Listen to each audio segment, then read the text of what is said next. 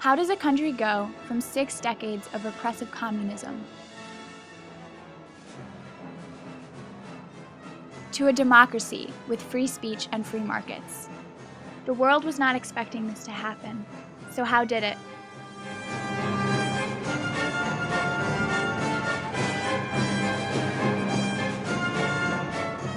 The state of the Soviet Union and its society could be described very simply with a phrase used by people across the country. We can't go on living like this any longer. The beginning of the end, Gorbachev's rebirth of political philosophy.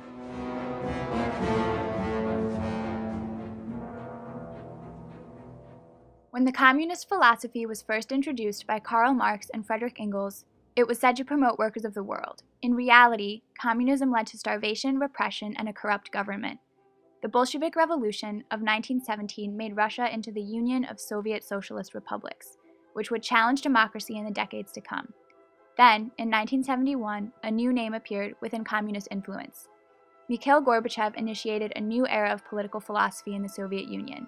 His reformative policies of glasnost and perestroika represent a turning point in Soviet leadership and collectively led to the slow collapse of the Soviet Union.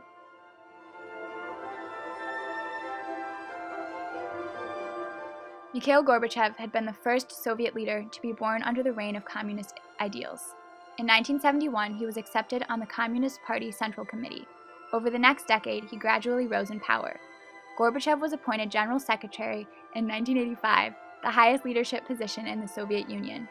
It would soon become clear that Gorbachev was very different. Nikolai Smelov, one of the most radical economists at the time, commented, "At present our economy is characterized by shortages, imbalances, and the working masses have reached a state of almost total lack of interest in honest labor. The long-time embraced ideals of communism were causing the Union to fall behind." Gorbachev saw that the USSR needed development of the scientific foundations and practice of planning the economy as the principal means of implementing the party's policy. He would call it perestroika or restructuring. He started with uskorny, or acceleration. He said it was the key to all our problems. The acceleration involved increased investment in machinery-building industries and development of technology. Alexander Yakovlev, an advisor of Gorbachev's, commented, "It seemed to us that all we had to do was to remove some prohibitions, some brakes, free up everything, and it would start to work. It would work." The government's relationship with people changed from being commanding to motivating. It was unheard of. He was relaxed, accessible, even prepared to crack a joke.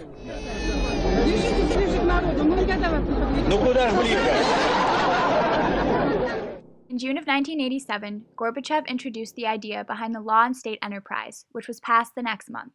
Later, the Law on Cooperatives was passed in May of 1988. These laws allowed private ownership of businesses and furthermore allowed corporations to adjust production levels based on demand from consumers. There was never any intention or premonition that the basis of Soviet society were at risk. The policy of glasnost came into effect after the poor handling of the Chernobyl tragedy. Glasnost means openness.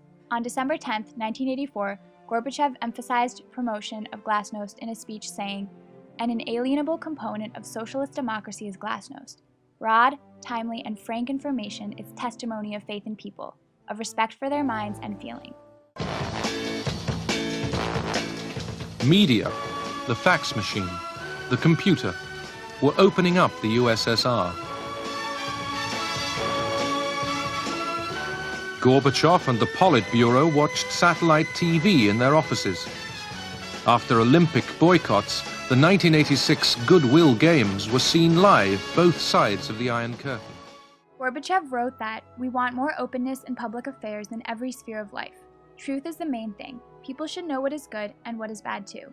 Citizens could travel more freely, which enabled them to contact people abroad for funds to support nationalist groups emerging within the USSR. Gorbachev's plan for limited freedom severely backfired. He learned that there was no middle road. Reforms would either be stopped or otherwise continue until they killed communism from within.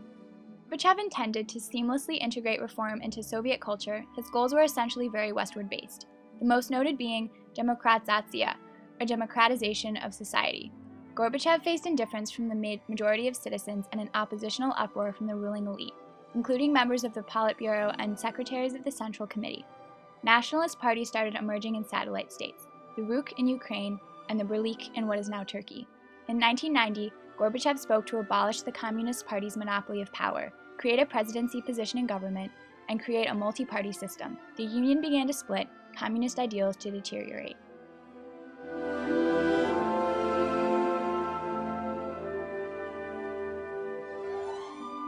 He didn't understand that having taken one step, glasnost, democracy, human rights, you can't stop there.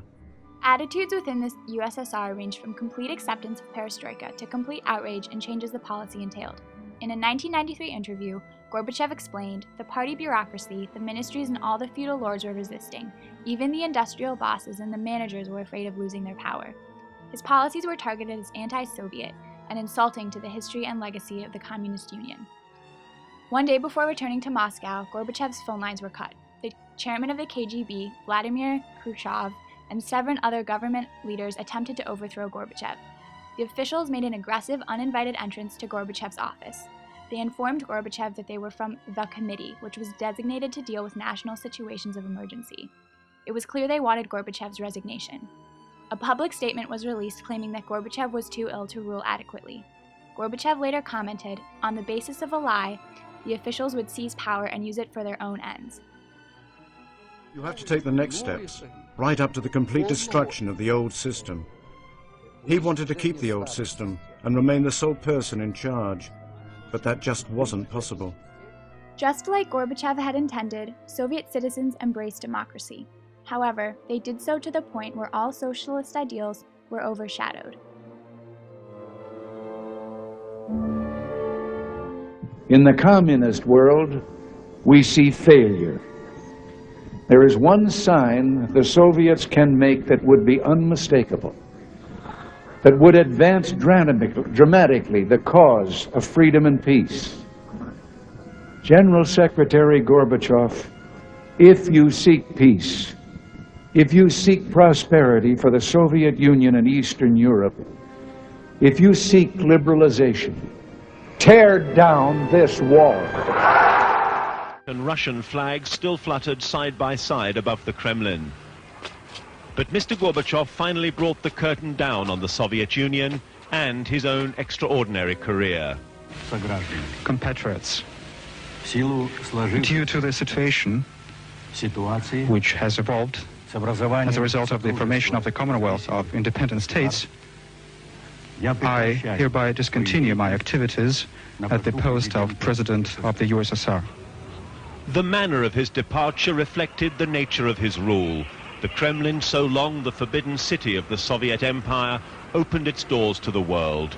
Mr. Gorbachev quit live on satellite TV. This society has acquired freedom. It has been freed politically and spiritually, and this is the most important achievement that we have yet to fully come to grips with.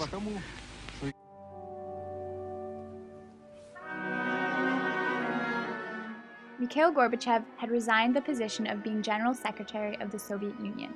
In his absence, Yeltsin had gained popularity amongst citizens because of his openness to democracy. Later that night, the Russian tricolor was raised above the Kremlin. The Soviet flag was lowered for the last time. December 27th, when Gorbachev returned to his office to clear his desk, he found it already occupied by Yeltsin.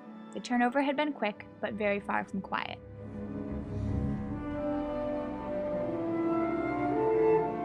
With a new leader paving a road to the 21st century, the Soviet Union split into now independent, revitalized nations. Today, Gorbachev is often viewed as a political failure. This would be true if he is considered a leader who had intended to continue communist ideals. The man who changed the world, but who lost an empire. Gorbachev is one of the towering figures of the last half-century because of what he achieved in changing a nation by the force of his own will and determination. He never imagined the Union would crumble beneath his feet. He aimed to heal a suffering country. Instead, Gorbachev transformed political and economic philosophy and initiated a new freedom, a turning point that will forever be remembered in Soviet history.